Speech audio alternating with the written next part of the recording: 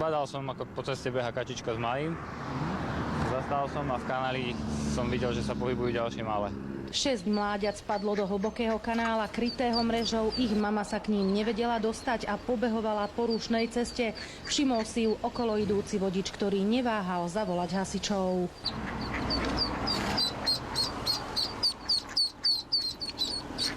Za mamičkou. Moje, aké si rýchle. Zlaté to je. Upozorňovali odstavenými blikajúcimi autami okolo idúcich vodičov na to, že sa na ceste niečo deje, aby spomalili. Ďalšie mláďa uviazlo na druhej strane cesty. Hasiči liezli do kanála popri autách, ktoré cestou prechádzali. V premávke si tak museli dávať pozor aj sami na seba.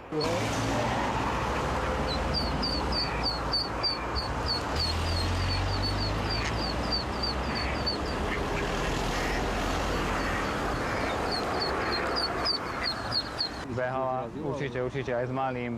Zo 3-krát by ich tu už bolo zrazilo. Kačacia rodina prešla z Hrona cez 2 dvojprúdovky plné aut. Hasiči ich naložili do vaku a odviezli späť k vode.